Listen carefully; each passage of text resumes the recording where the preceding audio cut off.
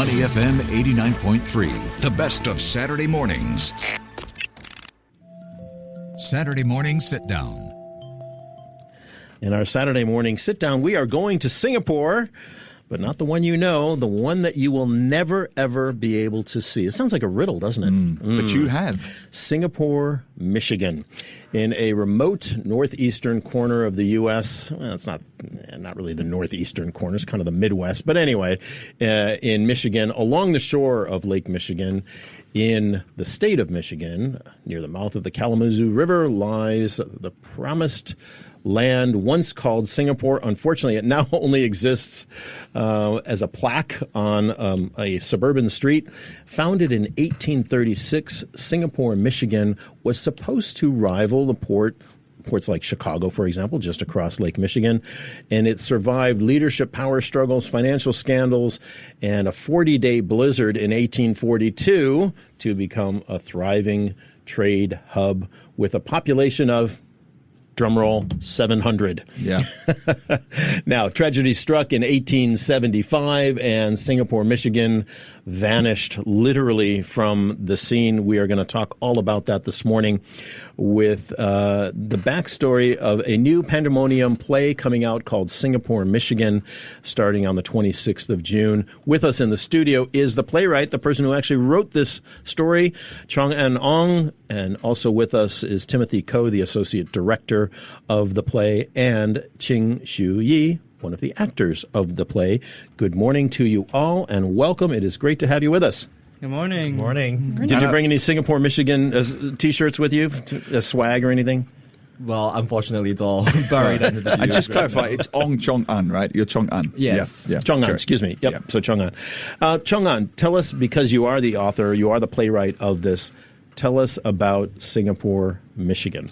Yeah, so it's like an abandoned ghost town, as you said, on the eastern shore of Lake Michigan. I mean, I wrote this play in my fourth year of college in the winter of 2020. And you got to give a shout out to the school. Oh, yes, University of Chicago, great school. There you go, Maroon. Yes, your daughter is there right now. He's hoping for a discount now. Kate's listening. Yeah, if they give me 5% off, I'd be very happy. Yeah. And I had a great time there, and I was about to come back because I was a government scholar, and I just had a lot of thoughts on my mind. You know, I had made a lot of friends there. I met a lot of Singaporeans there as well, and I was asking them, you know, how had college changed you? Like, how do you feel about the idea of home? And then I was having a lot of these thoughts as well. I was in the same place as the characters in the play, and I was just kind of really boiling with all these questions, and I put them into this play about a group of 3 college friends who go to this forbidden land of Singapore, Michigan. And It's not forbidden, you just can't find it. It's not there. It's gone. No spoilers, obviously, but for folks who are going to see the play, give us an overview. So that was the genesis of your idea, but give us an overview of what the play's about. Yeah, so I guess the elevator pitch that I've been going with is, you know, there's a ghost town in Michigan. It's called Singapore, and it's 3 college friends who set out on a road trip to go there. And then along the way, a snowstorm sets in, and that forces them to consider questions about the future, what home means to them, and kind of the relationships that tie them across their 4 years of college. So it's a much broader story than just about a place that once existed.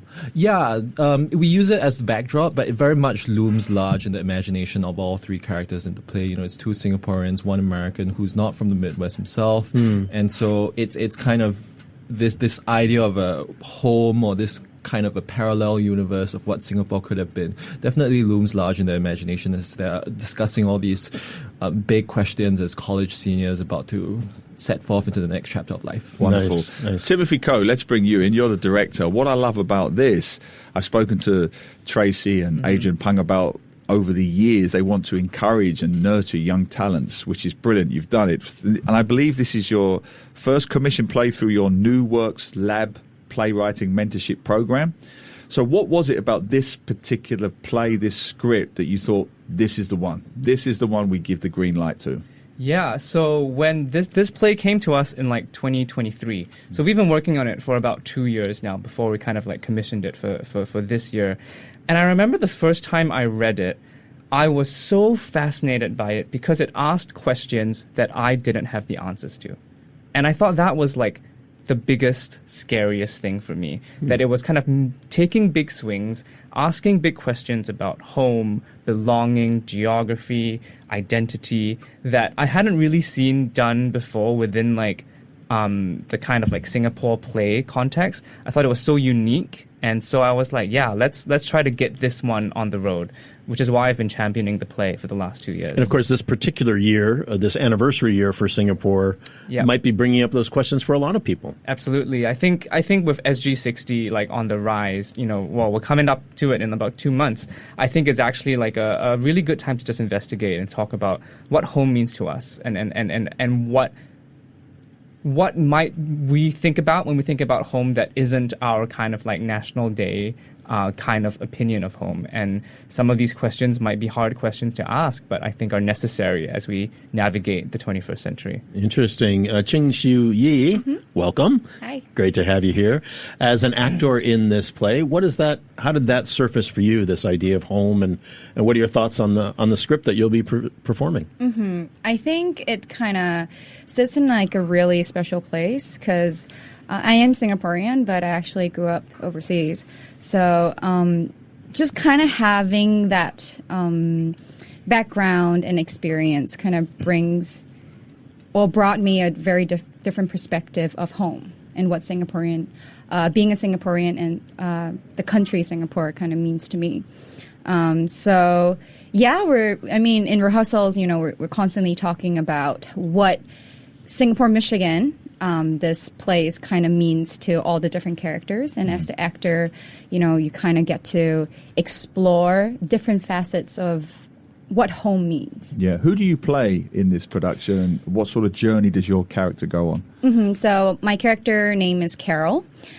She is a strong-headed woman, a young woman, and she kind of is on a precipice of deciding whether she wants to stay or go back home. And then it kind of is this really big question of what she wants to do with her life, right? Which I guess all of us kind of go through at that kind of age. Some of us never stop going through it, but Yes. Still going through it. Yeah. Exactly. So she's kind of going through that journey right now, and she's still also kind of discovering what she wants in life and what's important to her. Yeah. Chung-An, last year, I don't know if you saw it or not, but now PM Wong made a post on Singapore, Michigan. Yes, all of our friends texted us about Everybody it. see it? Okay, everybody saw it. So he went to the University of Michigan for his Yes. master's degree, which is not far away, maybe an hour or so from where Singapore, Michigan is. So it has very much come into the public conversation since he posted that. And it was the plaque that he posted that notes where Singapore was. But what kind of feedback are you getting, pre-production on the play and this idea of there being two Singapores and the idea of home and what is the conversation sounding like to you? Yeah, it's definitely been a very serendipitous thing that PM Wong brought it up. Is he going to the play? Do you know? I have no idea, but have you invited him for opening night? I'm crossing my fingers. Well, I can say his team and himself listens to this show. So if you're listening, they Prime are Minister, listening. we expect you there first night. But yeah, no, in terms of the feedback and in terms of the idea of two Singapores, I mean, it's been really fun kind of playing in the rehearsal room. Sometimes the characters mix up like which Singapore they're referring to and it's not really clear. And I think that's a fun kind of incongruity we're playing with as well, right? Kind of the tropical heat of the Singapore that we're in and kind of the wintry, sandy kind of that twilight area that this play is set. And I guess it's been very gratifying for me in terms of hearing people say that it speaks to their experience being away from home and having epiphanies that they wouldn't otherwise have had if they had stayed home, and being able to experience a different culture and being able to interact with different people outside of, sometimes I think we grew up in Singapore. I spent my whole life in Singapore before I went to America, and it's difficult to see what the water is that you're swimming in until you've gone to a different ocean. And what have you learned? I mean, what have you learned about your own Singapore journey?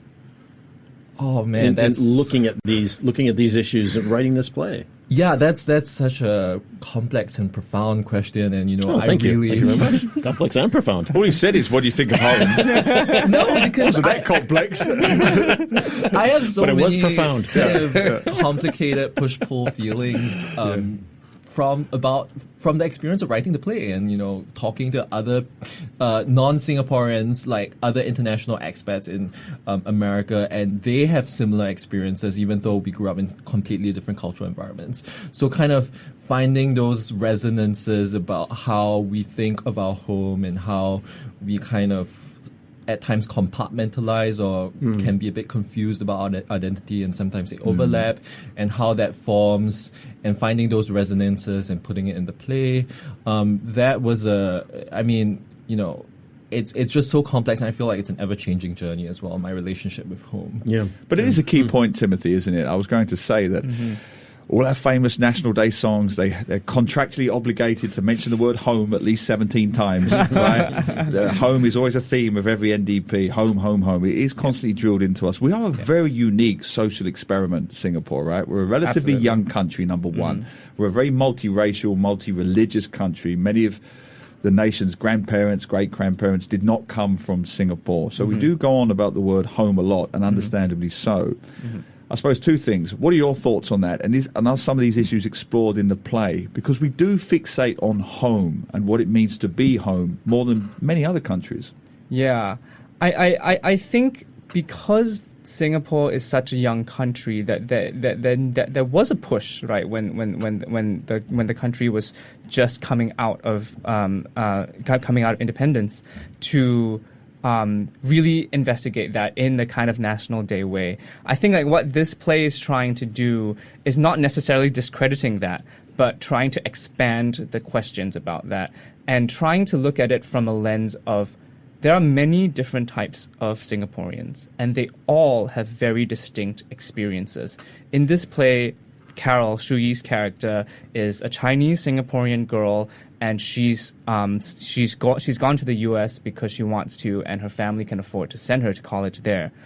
We have another character played by Shrey Bhargava, who is an Indian Singaporean who is on a scholarship. So he's only in the U.S. because the government gave him a scholarship. So his relationship to home and his relationship to being on a scholarship and having to come back after he graduates kind of complicates the matter. And these two characters are in a relationship with each other. So it kind of like creates a very interesting dynamic of these two distinct but similar characters who both have the same passport, have such maybe divergent views on what it means to be home and what it means to be away from home. And I think that's what is the delicious kind of drama in the play. That's fascinating. Very complex. Yeah, we're talking about Pangdemonium's new play that's going to start on the 26th of June until the 11th of July at LaSalle College. It is called Singapore, Michigan, the story of, Singapore, Michigan, which is now actually not a ghost town. It's buried under sand, and it was once a thriving port in the late 1800s, and now it is no more. Shu Yi, as you mentioned, you grew up outside of Singapore, but you're Singaporean. What has your take been on home and what Singapore means, and for people that might be in the audience on any one of the evenings of the production? What will they take away from that experience? I think it's a really relatable play and topic. I think for anyone who's been away from Singapore, be it go on study or for work, even when I was living outside of Singapore, there's that really strong Singaporean community everywhere you go. Where did you live? I lived in China. Okay. And then in Canada for a few years, but there's always a Singaporean community, and it's always fascinating when you walk down the street and you hear that accent. And you're like, yeah, unmistakable. I'm home, And even though we're far from home, there's always this gathering of people from similar backgrounds. And we still talk about, being home in Singapore, even when we're outside of Singapore. So I think And for people who live here, and grew up in Singapore, there's so many facets of the play that everyone can relate to. And I believe everyone would definitely walk away with something, about home, about Singapore, what it means to be Singaporean. Yeah, I genuinely can't wait to see it. I got to say that. And I recommend everybody goes along to watch it. Now I've got to ask you the compulsory history question that all our listeners may be thinking. Why was it called Singapore, Michigan? I'm expecting the playwright to know the answer. But do you guys know the answer? Why was it called Singapore? We'll go along the line. We'll you got start a moment with you. to Google it if you need Oh, to. wow. really quickly. This is like... Do you actually know? Trivia. I do know, and obviously Glenn knows, but do you know why it was called Singapore, Michigan? I think so. We can go along the line. Okay, give us your answer.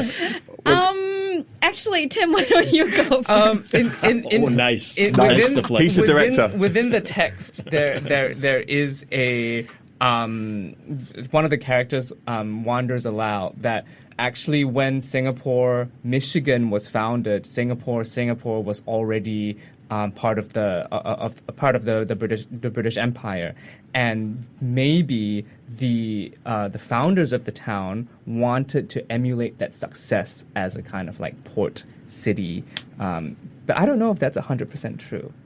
Yeah, I mean, that to the best extent of my research, and maybe you guys have different sources, that was what I could tell that was the reasoning behind them naming Singapore, Michigan. But I think it's also like, it's also what it represents to the characters today, right? And that it's not just about the kind of historical background, it's kind of transplanting it into our context today and what it means to the characters and their significance. Do you want to fact check us? You got the story basically right. I thought it was because they were using Singapore banknotes. I thought they had a Bank of Singapore, one of these. They did have a bank. They set up did there. have So a there bank. were some people were trading in Singapore banknotes. I could be wrong on that. Is that right, Glenn? I'm not sure. I'm not sure about that. But I do know that it was. They called the bank after Singapore, Michigan. Yes. And then they had a whole separate banking scandal that was independent of our currency at the time. Right. It's a whole thing. It's a whole thing. But there was acknowledgement that Singapore was a thriving port Yes. in Asia, and they wanted a thriving port on the eastern side of Lake Michigan to compete with Chicago, and all of that. So if you do go there, though, don't expect an actual town. It does not exist. There is a plaque. You can Google it. It's the one PM Wong had on his Facebook account. It's really all that's left of it, and it's in a neighborhood now, a regular neighborhood with, suburban neighborhood with homes on it and stuff. But you can go stand by the plaque and take selfies all you want, I guess. There's a Singapore Yacht Club, I think. Yeah. Oh, is there one there too? Yeah. Oh, okay. I mean, very themed, nautically. Yeah, why not? All right. Hey, we're going to leave it there. 26th of June is when it opens. It goes till the 11th of July, pardon me. The Singapore, Michigan play put on by Pangdemonium at LaSalle College of the Arts. Thanks so much to Chong-An Ong, who is the playwright, Timothy Ko, Associate Director. By the way, great to have you back in the studio. Thank you. Great We've to had be you here back. before. Love to have you on Money FM. And Ching Shu Yi, actor, who is also going to be in the play. Thanks for being with us. We can't wait to see your work on the stage. Thank you. Thank you so Thank you. much. All right. To listen to more great interviews, download our podcasts at audio.sg or download the audio app. That's AWEDIO, audio at the App Store and Google Play.